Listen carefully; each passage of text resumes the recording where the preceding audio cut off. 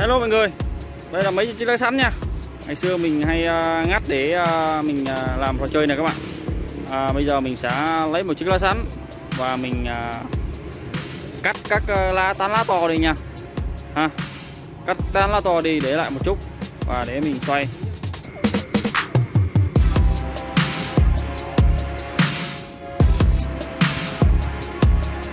Đây, quay nha các bạn.